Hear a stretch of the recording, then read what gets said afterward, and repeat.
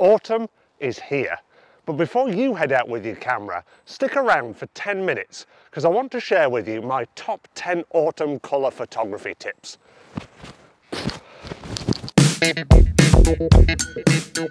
My first tip is to consider the lighting conditions. There are two types of conditions that I will jump at the chance to photograph in the autumn.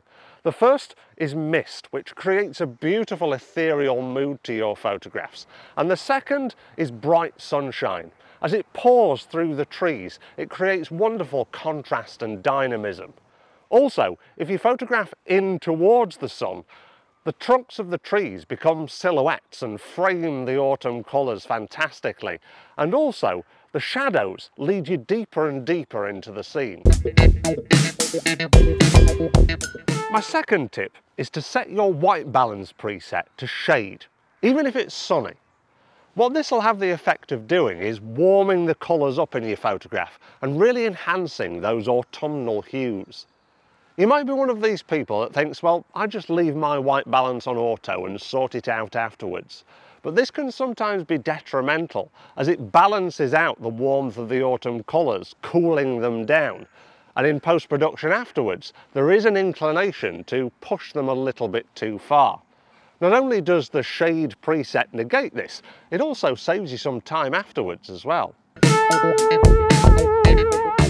Although a swathe of autumn colour can look absolutely spectacular to the eye, when photographed it can often look quite flat and boring because the eye doesn't have anything to latch onto and take interest in. That's why tip number 3 is to look out for subjects and vanishing points. Subjects could be an interesting shaped tree or a different feature of the woodland, and a vanishing point could be a footpath taking your eye deeper and deeper into the scene. When you include these things, it not only gives people something to look at for longer, it creates a lot more impact in your photographs as well. In landscape photography, many people will advise that you close your aperture down to, say, f8 or f11 to make the most of the focus from the foreground right through to the background of your photograph. But when it comes to autumn woodland photography, I'm going to advise that you do the opposite to that and open your aperture wider. If you do this and focus on something in the fore to midground, not only will it have the effect of pulling this subject further forward in the frame, making it stand out more and create more impact in your photograph, it will also create depth, which is something that can be quite difficult to do in a woodland setting. I'm currently shooting this on f2.8. See how it just makes me stand out more against my background? You can still see what's in the background, but it's just less in your face and on top of me. It just separates the scene out more. Tip number 5 is remembering that autumn woodland photography isn't necessarily always about that bigger picture. If we learn to be a little bit more observant, looking up, down and all around us when we go for a walk through an autumn woodland, then we start to notice these little intricate details and asides that make brilliant photographs on their own. Take these leaves here, for example, and the way that the light's hitting them and the textures that they produce. Photographing these against the autumn colours in the background with that shallow depth of field can create a really alternative perspective that is really interesting and just a little bit different. And it'd be very autumnal if they weren't still green. Tip number 6 is to know your trees. And I know what you're thinking. You're thinking, Tom, I'm a photographer, not a tree enthusiast. But having a bit of background knowledge about anything that you photograph can go a long way to saving you time and knowing what to look for when you head out into the field. The wood that I'm in today is predominantly made up by these beech trees, which start by turning a lovely yellow colour and then to a beautiful rusty brown. Horse chestnut trees and beech trees are some of the first to turn in the autumn, whereas sycamores, hazels and alders stay greener for longer and then turn a muddy brown.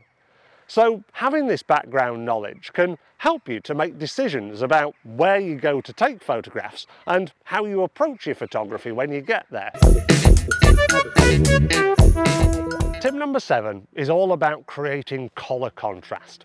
In photography, we have this thing called colour theory, which is based around a colour wheel.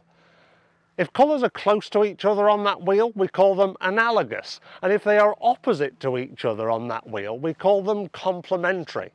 And it's often these colour combinations that work best in our photographs. Obviously, in autumn, we tend to use more of the analogous colours of reds, yellows and oranges. But sometimes throwing in a complementary colour can really make your autumn colour photographs pop. More on this in a moment. Tips numbers 8, 9 and 10 are all going to be about post-production and what we can do to our photographs afterwards. Number 8 is do not, whatever you do, increase the vibrancy or saturation. That means pulling those vibrancy and saturation sliders in your post-production software to the right. If you do that, it's just going to look a bit false and psychedelic, and people are going to think, well, what's that sci-fi goo that they've dripped all over that autumn wood? Instead, what we can do is pull our contrast slider to the right. This will still have the effect of increasing the saturation, but in a much more subtle way. It'll also create more depth in your photographs as well, as we separate out those layers of contrast within a picture. Tip number 10 is all about colour grading and how we can breathe a bit of complementary colour into an otherwise analogous scene. In colour grading, we have access to 3 colour wheels representing our shadows, highlights and midtones. If we push our highlights and midtones wheels towards the warmer analogous colours and pull our shadows wheel towards the cooler blues, it creates a wonderful mood in our photographs, and yes, adds a bit of that complementary colour, which just strikes a bit more impact in our pictures. So there we have it, my top 10 autumn colour photo tips in, well, just about 10 minutes. If you think I've missed out any tips that you think are worth sharing, then please put them in the comments below. But until the next video, it's goodbye from me.